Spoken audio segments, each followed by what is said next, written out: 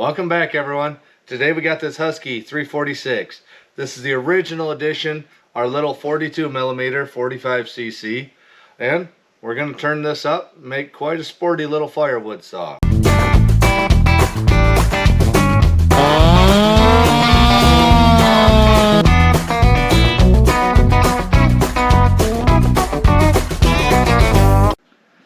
So here's our 346 cylinder all laid out. After our machine work, there's quite a bit of raising that has to go on the transfers and on the exhaust. So we'll get these all raised up. I'm going to notch the cylinder extension right here just to let it feed the lowers a little better. But we've got the port work all laid out, and I'll go grind on this, and I'll be back and go over some of the other things we need for assembly. Alright, here's our finished grinding. We notched our lowers, raised the uppers, widened and raised the exhaust a bit, and widened the intake. 76 on the intake, 120 on the transfers, and 99, 100 on the exhaust. And we're going to let this little 45cc 346 spin up and see what kind of power this cylinder makes. Alright, so this is one check that you want to do if you're machining a 346. We'll make sure the flywheel is not going to hit the duct, which doesn't normally happen. But on a 346, you have this piece right here of the case. You have to notch this lower to let the mount, to let the boot and the mount and everything fit right where it needs to be. You can see we still have a gap right down here underneath the cylinder, and that's because it's being held up right here. That's because it's being held up by this plastic partition wall. So you need to grind down the partition wall of the case. That way you can get your cylinder bolted down. There's not any compression or tension on it. But that's one big thing to look for if you do any amount of machine work on 346. Now you normally have to push the envelope to make it matter, but that's one thing that you want to check. Make sure that you're not hitting here, because if you just bolt this down, it puts all sorts of pressure on it. Your boot might not seal, it might air leak. So just keep an eye on that if you are building a 346. Alright, here it is, all put together. Got our handy dandy little muffler mod on here. It's about a 7/8 inch steel pipe. Stainless, we'll polish that up a little bit. The can that was on this actually had some baffling in it. It must have been a 353 or EPA can. And I noticed that this brace was the same too. So this is just an aftermarket empty can that we had. Put the pipe in it, and I'll get it fired up, get the clutch set on, then we can do some dyno pulls. But this is a dandy little saw here. So we'll get this one fired up, set the brake a few times, and that'll lock the clutch down. So we'll see what she sounds like.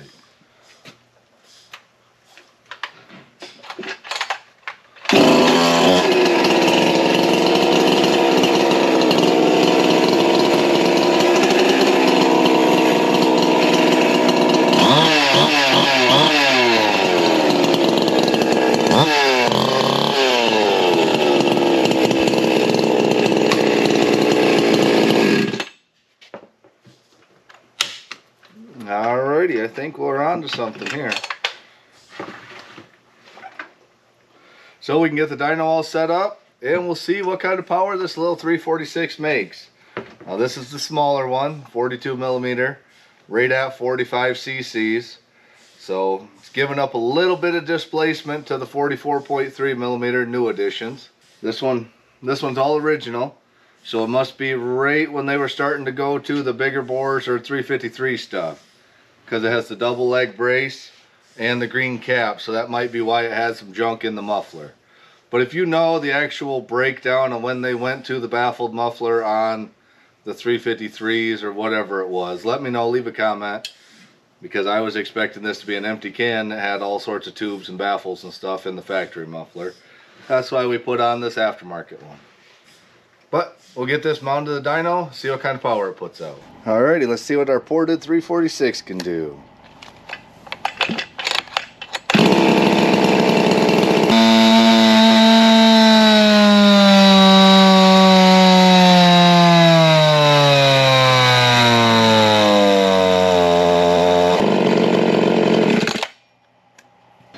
while we're talking about sporty little 45-50cc saws, figure might as well introduce our little red racer, Johnson Red 490, the same as a partner, 5,000 plus. And this is what we're going to build up for the 3 cube class at that tip-up festival. So this one just showed up in the mail. I believe everything's all original, other than it does have an aftermarket piston in it. So I was going to see if it even runs, and we'll get some baseline numbers on this. Since the 550 and the 346 is kind of considered top of the line as far as cut speed in the 3 cube stuff. So we know 346, 550 can do it. These were the original ones. There's some fast partners and Johnson Reds out there. So we're going to see if this one even fires up. Now these are a little bit different. The choke's actually in the air filter. So let's choke, high idle, and let's see if she fires off.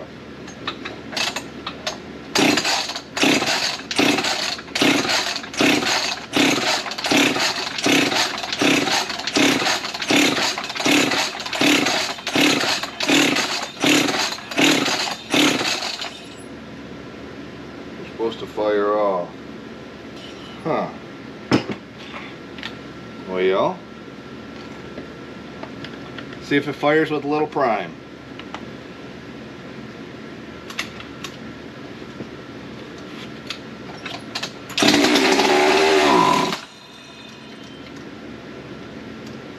Evidently, just not pumping up like it's supposed to.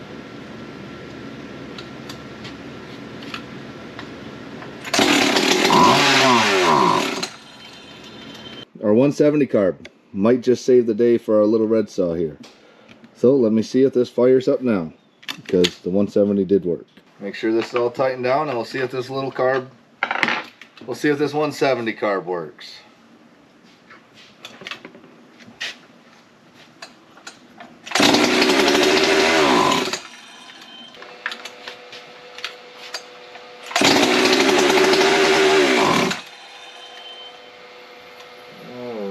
Got it to pull fuel now, so let's see what we can do.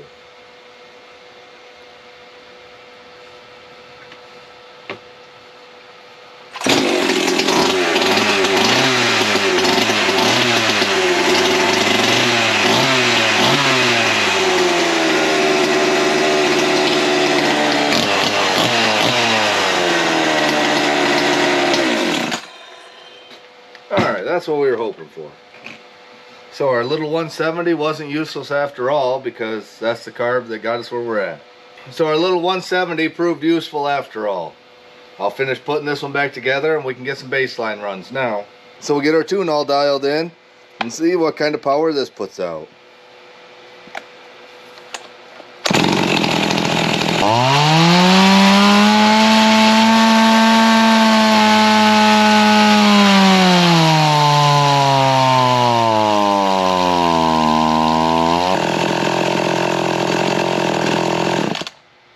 Okay, I got a good one.